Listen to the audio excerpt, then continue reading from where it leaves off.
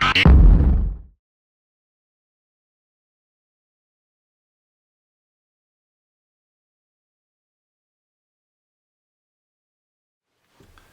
there everybody, Kesh here, welcome back. Thank you very much for joining me. Today I'm going to do the video that I've been waiting to do for a very long time about the guy who died in Auschwitz in 1942. I mentioned it last year, I've held the pictures over for various reasons, and we had a debate about it. What should I do with these pictures, given what a tragedy this is? And people said, do a separate video on it. Don't put it in the main videos. If you decide to go ahead with it, and some people thought I shouldn't, if you decide to go ahead with it, give a warning at the beginning, letting us know that something is coming that we might not want to see, so we can switch off. So this is the warning. I don't think it's too distressing, but if you are upset by we're all upset by these things, but if you're really upset by these things and don't want to watch it, this is not the video for you. Switch off and watch something else. But what happened was, just recalling this now, the Auschwitz Memorial puts on Twitter photos of people who died in concentration camps. And Auschwitz was comprised of a number of concentration camps or extermination camps. There was the main Auschwitz camp, which was in fact a barracks at one point, and then it was used for torturing political prisoners by the Nazis. Then they opened Auschwitz II Birkenau, which had all the gas chambers, and that's where all the horrors happened. In fact, 1.3 million people went through Auschwitz, and 1.1 million died there. The number boggles the mind. I was at a party, birthday party, several years ago. And I don't normally talk to people at parties. I tend to just sit in a corner with finger food and just eat it. But this guy came over and insisted on talking to me. He sat in the armchair opposite me and started telling me about his life. Very soon I discovered that he'd been in Auschwitz as a 9-year-old boy. His job was to clean the plates of the Nazi officers. And he would clean the plates, he would take the food off, the leftover food, and he would secretly distribute it to his family, who were also in Auschwitz, and also to anybody else who was around. And he started telling me stories about life in Auschwitz. And the more he said, the more stories he told, the more distressed I became. Before you know it, I was crying. And after a while, I had to say, I'm sorry, you got to stop. I can't take this, you've got to stop. And I hugged him and said, thank you. But by that time I was sort of weeping so hard that I had to leave the room. I left the party actually, I went home and I apologized and I went home. Similarly, when I went to Yad Vashem in Israel, it's on Mount Herzl in Jerusalem, from 1953 onwards, they collected their records, photographs, memorabilia, videos, to honor the Jews who died in the camps, as well as Gentiles who helped Jews escape. It was so bleak and so obscene what happened at Auschwitz and Treblinka and all these other camps that I couldn't deal with it. I don't have the emotional or psychological bandwidth to deal with that level of bullying. So I just sat outside and I was so distraught. That's how it affects me, even now, after all these years. So the last thing I would do is do pictures for somebody who died in Auschwitz. However, the Auschwitz Memorial posted these pictures, and still do, on their Twitter feed. And I looked at one, I came across it, I looked at one, and immediately these pictures came into my head. And some of you said, you should tell us his pictures. Because he may be contacting you, his spirit may be wanting you to tell his story. I can't say, I don't know. But I held on to the pictures for a very long while, and now what I've decided to do, after much discussion in the comment section with you, I've decided to do the pictures, but without his photo and without giving his name. Let's talk about the experience of what this guy went through.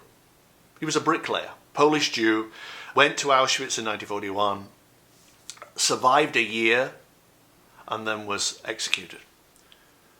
So I decided that I'm not going to show his photo and not say his name. We'll just go through the experience of what happened in the transition. It began with him on, and this is going to sound frivolous, but it has a meaning, with him on rollerblades. And what that usually means is a life that's coasting along. It goes this way, it goes that way, it glides this way, it goes that way. And his spirits were up. Even though he was in a camp, in a Nazi camp, there was that sense of hope.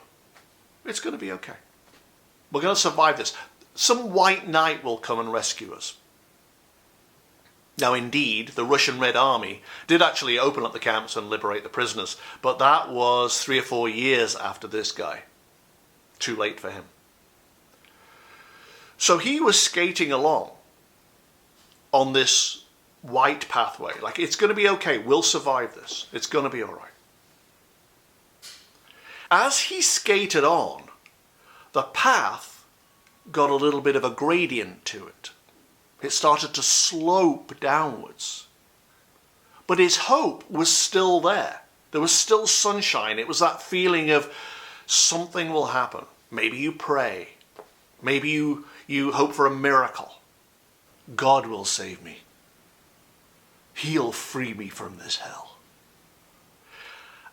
But the gradient continued. It reminded me very much of homeless people that I've seen. I saw this guy about 4 years ago down the street who started off well. He had clean clothes, his hair was cut, he was shaved, he had a menu with food he had to eat. And that went on for about a year. Every time you saw him, he was marching along, he had his bag over his shoulder, he was well preserved, he was clean. In year 2, he let himself go a little. In year 3, the stubble had come, his clothes were dirty, his hair was very long, he was aging. By year 4, he was just slumped behind the bus stop. That's where the human spirit, however strong at the start, gets broken. Where hope disappears. What is the point of struggling? I'm just going to lie here behind this bus stop. And people feed him. People give him stuff and whatever. I've given him things. But in the end, that's his life. And it felt like that same element with the guy in Auschwitz of, I'm good for a while. Something's going to happen. Some positive thing is going to happen. But then, as the path goes downwards, it starts to become more unrealistic, the hope of rescue. At the bottom, it turned around. It veered to the left, which usually means, in the pictures, something new is going to happen. He skated around the curve, perhaps expecting that some new development would be good for him. And the path went from white to black in an instant. That must have been the day in, I think, June of 1942 that he was shot. I don't know the reason for his execution, but he was shot. Then I got the transition pictures. Initially, what he felt was total disorientation, shock, confusion over how to react. It went from white to black. This was not what he expected to happen.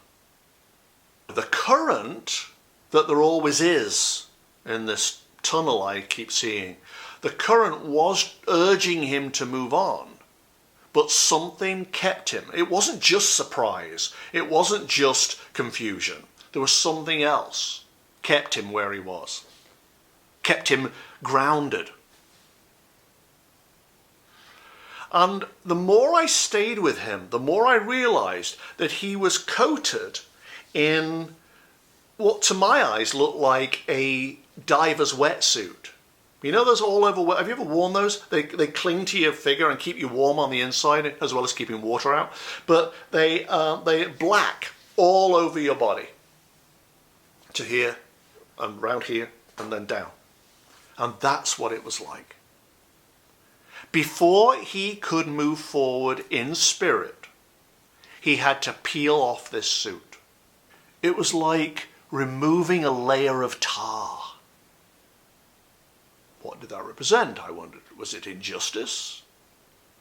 Was it fear? Was it anger? Could be anything. But it was black and it clung to him.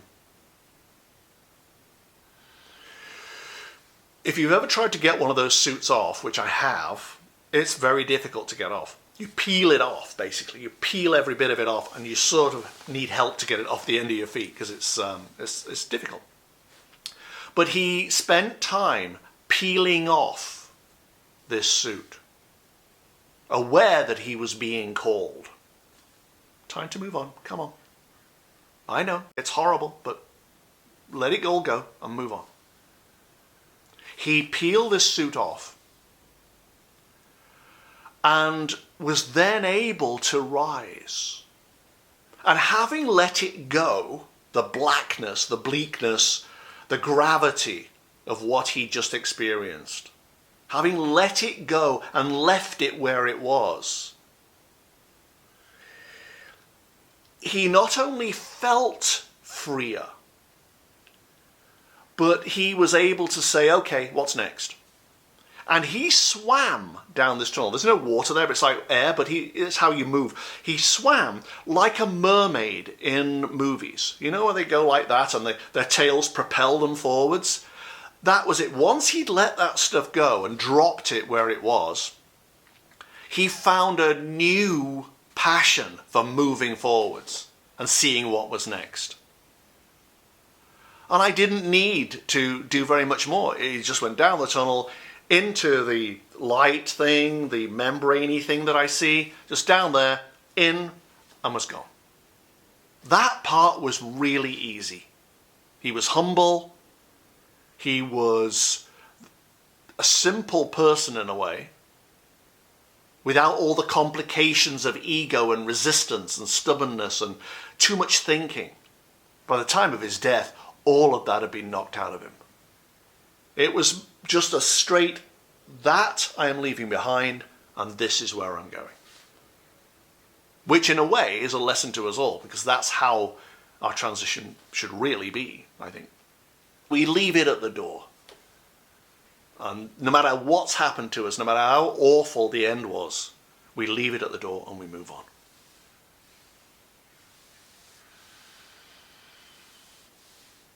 And he went. And that was it. So on the one hand, it was a shocking thing to witness and to feel particularly. On the other hand, it brought a tremendous amount of reassurance for those of us who become extremely distressed whenever this subject comes up. If it's any clue, this is the third time I've shot this video. The first time I was a wreck. The second time I just couldn't get the thing done. And this is my third go. I'm better this time. But it gave me tremendous reassurance that no matter how horrendous the end may be, how unfair, how unjust, in what circumstances, grace, if you like, is waiting to bathe us in unconditional love. Great things lie ahead. uplifting things lie ahead. Finally, you're free. Come on home. That was it. Very sobering, right? Alright, so that's it, guys. Thank you very much for watching. I very much appreciate it. And I'll see you soon. Thanks a lot. Bye-bye.